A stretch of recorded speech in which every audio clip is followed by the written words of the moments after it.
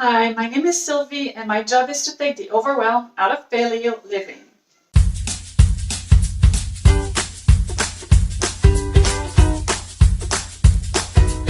Today we will be making sauerkraut.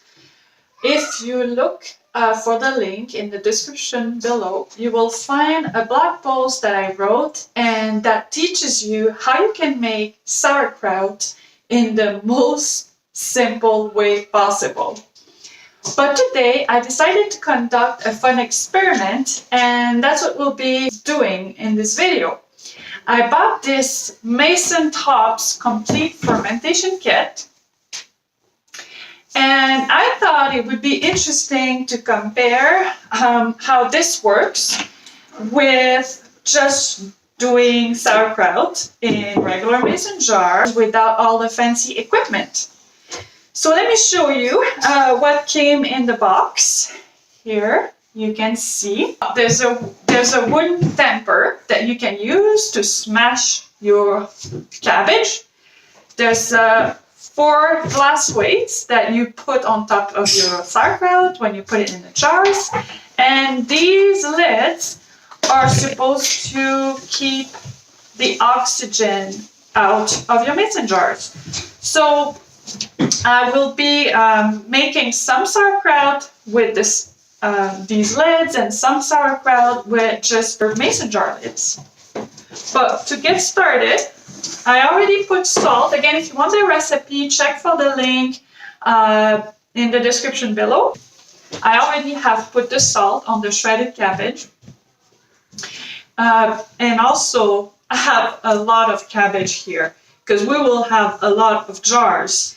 And I really recommend that you use a food processor for that, because that is the most work-intensive part. But once you shredded your cabbage, it's the piece of cake, you'll see.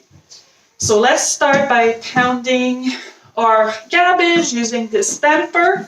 And as you pound your cabbage, you will see that it will start releasing its water.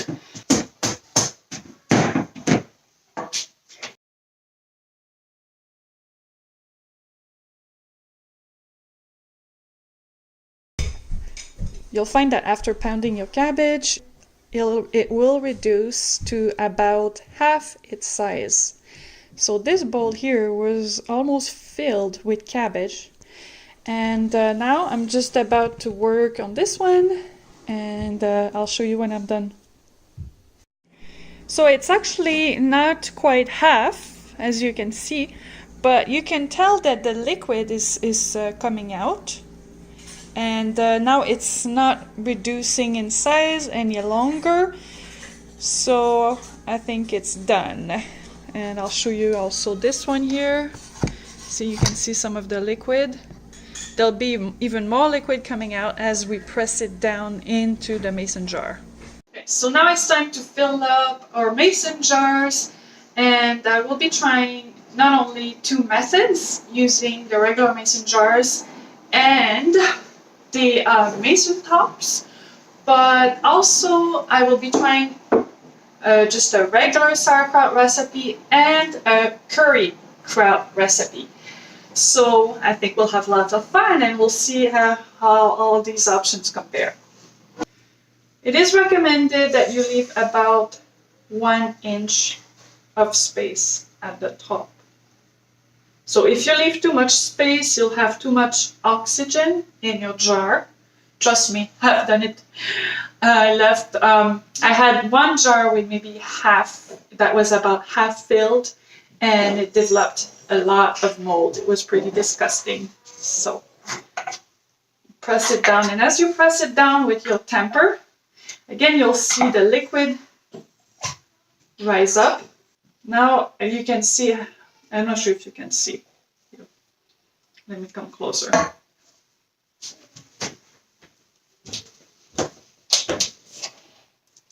Here. You see all the liquid? So I think when you press it down here, the liquid rises a bit too much. So I think I'm going to take some out. I took a tiny bit out. Now I'm going to use the weight and press down with the weight. Put my fancy little mason top on and put a ring around it. You should never tighten your ring. You just twist it and let it sit. It's been almost 2 weeks here, and I just wanted to show how the lids, my mason top lids, have really come down. So you can tell that it's really keeping all the oxygen out, which is great. So it's finally been 3 weeks, and I'm going to put my jars in the fridge. Tomorrow we will be comparing the taste between the ones that I fermented with the Masontops versus the ones I fermented with just plain old mason jar lids. Keep in mind that the one I made using the Masontops was also made using glass weights that came with the kit. And I think that might also be a factor. For example, if you see, I'm going to show you a difference that I see right away. These ones with the weights and the Masontops have a more even color and texture. This one, it's hard to show on camera, but the bottom is moist and darker. The top looks kind of whitish and dry. Again, here you see the difference in color. The one that is darker here is the one that was made with the glass weights and the Masontops. And this one is the one that was made with the regular mason jar lids. Now we're going to put the sauerkraut to the test. Which one tastes better?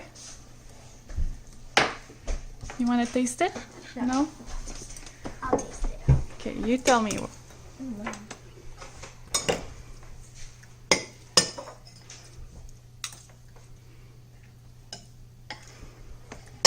This one's better.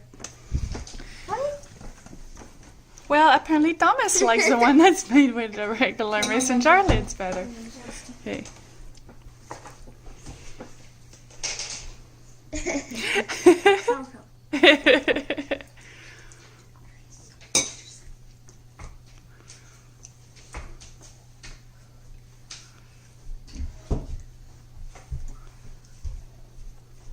Tastes the same. It tastes the same? But I think this one's a bit better. Really? So you like the other one too? Well, that's interesting. Just a little bit.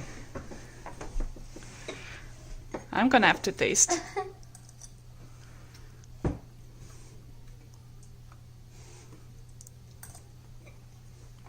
Oh my goodness, this one's way better. Really?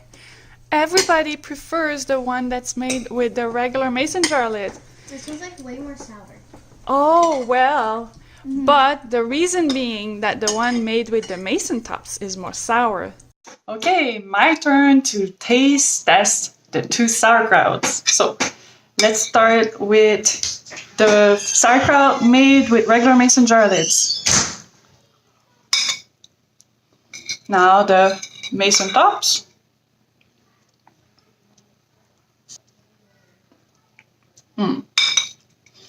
I think the sauerkraut made with the Masontops is definitely more flavorful.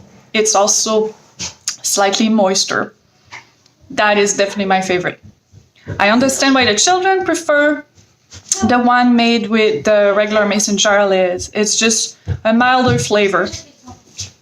They are both excellent and nutritious. You can probably assume that the one made with the Masontops has more good bacteria, since it is slightly more sour. But it's a matter of personal preference. So I hope you found this video helpful. Why don't you comment below and let me know if you have ever made sauerkraut or any type of fermented vegetables. How long do you let it ferment? For me, it was the first time I let it ferment for 3 weeks. Don't forget to check the link in the description below, I have a post that explains why you should let your sauerkraut ferment for 3 weeks. I used to let it ferment for just a few days. And let me know, how long do you let it ferment and what equipment do you love? I think I'm going to start loving my Masontops.